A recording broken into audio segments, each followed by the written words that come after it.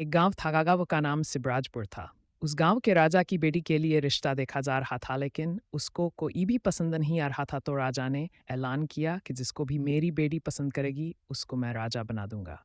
पास ही के एक गांव में एक गरीब किसान का एक बेटा था, वो बहुत ही सुंदर था। उसने ठान लिया कि वह राजा की बेटी से मिलने के लिए जाएगा। तो वह उस गांव को जाने के लिए निकला। रास्ते में एक जंगल आया। गांव के लोगों का मानना है कि उस जंगल में एक भूतनी रहती है। लेकिन वह हल्का चल पड़ा और फिर उसको बहुत प्यास लगी। पानी की तलाश में वह एक कुएं के पास पहुंचा, लेकिन वहां पे पानी नहीं था। फिर उसको किसी ने पीछे से आवाज दी। जब वो पीछे मुड़ता है, धुनी उसे खाने वाली होती है। तब वो लड़का कहता है कि मुझे जाने दो, मैं वापस आने के समय तुम्हारे लिए बेहतरीन कीमती चीज लाऊंगा।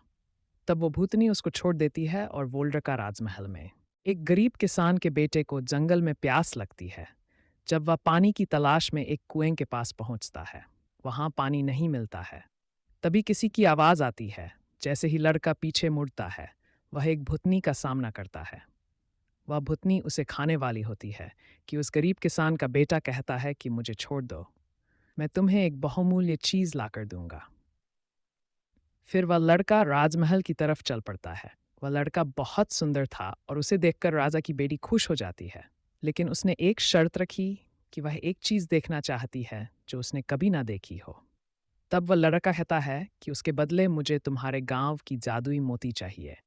राजा मान जाता है और वह लड़का राजा की बेटी को लेकर जंगल चला जाता है। जंगल में वह भुतनी उस लड़के का इंतजार कर रही होती है। उस भुतनी को देखकर राजा की बेटी खुश हो जाती है और वह जादुई मोती उसे दे देती है। लड़का उस जादुई मोती को उस वह जो एक गरीब किसान का बेटा था, जब वो जादुई मोती उस राजा की बेटी से लाता है, तब गरीब किसान का बेटा उस मोती को लेकर भूतनी को दे देता है। फिर राजा की बेटी के साथ उस लड़के की शादी हो जाती है। फिर वो लड़का राजा बन जाता है।